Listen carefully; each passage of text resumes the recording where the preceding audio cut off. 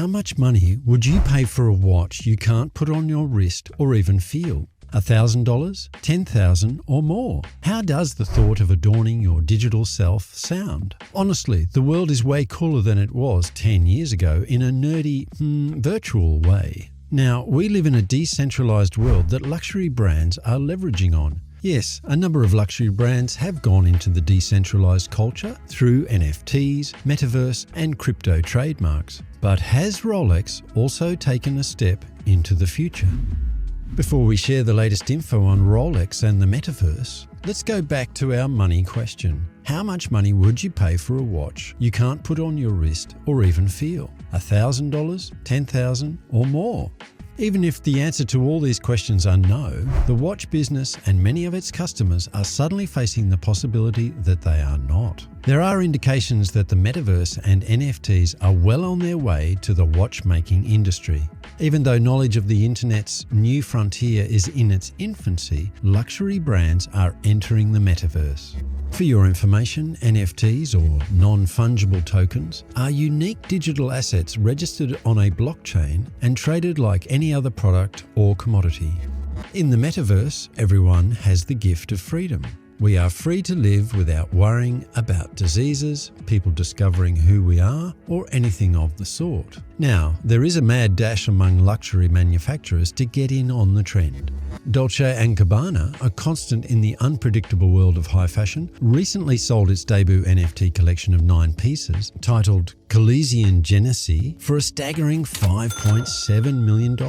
Tommy Hilfiger has just begun developing V-commerce. And in the watch industry, a new era of virtual watch ownership was ushered in this spring when Jacob & Co. built an NFT version of its SF24 Tourbillon, a unique digital piece that sold at auction for $100,000.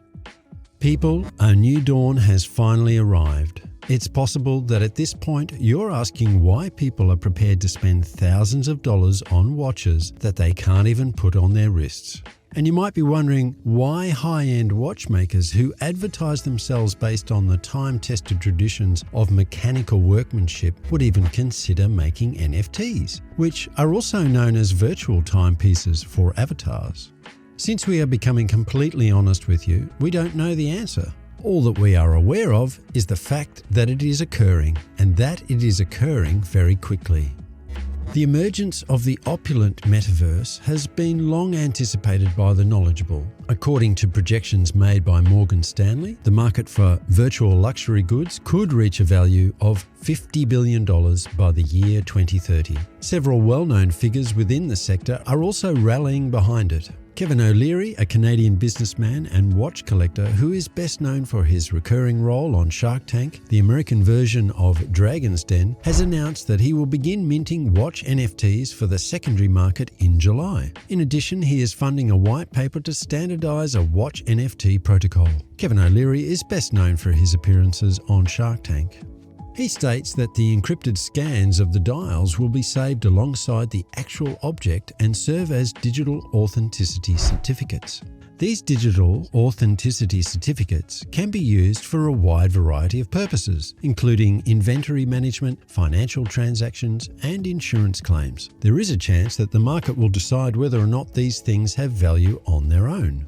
It is important to keep in mind that even if it arrives on time, it may be too late for certain people, even though this may seem like an excessively quick pace, particularly for an industry that sells itself on the promise of luxurious leisure time.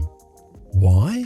Let's keep this discussion rooted in the here and now, where actual watch manufacturers can be found. However, the Swiss watch sector is struggling with a significant lack of volume. Although Switzerland sold 25% fewer watches in 2021 than it did in 2019, this thorny situation is currently being smothered over by a 3% increase in the total value of exports. As a direct result of the epidemic, a typical export price of a Swiss watch has climbed by almost 40% in a very short time.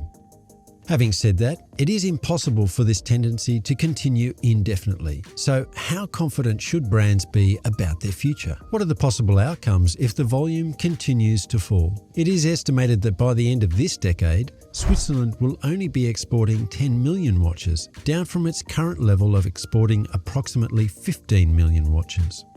The question that arises is, so what? More specifically, is it possible for costs to increase at an exponential rate? Or does the average gambler find a limit that is lower than what the brands expected them to find? Because its founders have recognized the need of keeping up with the trend, innovative companies have started expanding their operations into the digital arena. Some companies are sitting on their assets in the anticipation of a substantial rise in revenue brought on by the introduction of their products into the Metaverse. How many of the world's 3 billion gamers need to spend 10 V-Bucks on a luxury watch they can wear through the Metaverse for the maker of that watch to make a lot of money? Oh, by the way, V-Bucks are a virtual currency on gaming platforms like Roblox that can be bought with real money. Add a reason to do it in a real watch maybe, and you're starting to lessen those worries about volume. However, it's much simpler to imagine the future than to create it. While there are some innovators in the Swiss watchmaking industry, many others are stuck in economic inertia or the inclination to repeat actions that have already proven successful. Consumers, on the other hand, are more likely to prioritize the buy it, own it, wear it philosophy than the concept of investing in virtual assets for the foreseeable future. Moreover, there is another obstacle. Now to Rolex.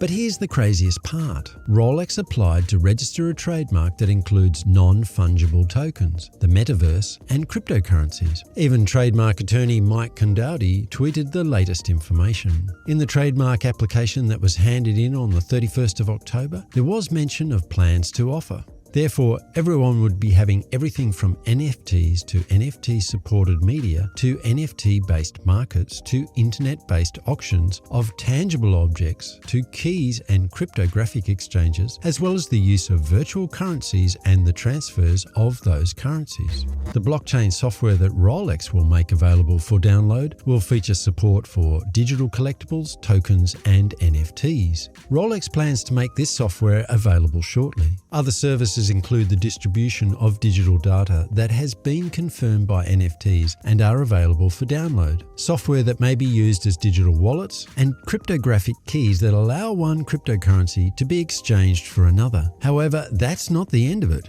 Options for conducting online auctions will be made available by Rolex for the sale of intangible things like digital collectibles, art, decorative timepieces, and clocks that do not keep accurate time. Those individuals interested in buying and selling digitized goods will have access to online marketplaces as they become available. 2 other services are available, and they are known as promotional product placements in online games and virtual worlds, as well as virtual interactive events. Wow! In addition to this, they will be providing extensive support in the areas of financing, patronage, and sponsorship. When watch companies initially started selling NFTs, they did not have a lot of success with doing so. It would appear that such days are long behind us. At present, several high-end watchmakers have not only entered the market for NFTs, but they have also effectively built their metaverse and augmented reality goods. So how does a virtual submariner sound for your meta wardrobe?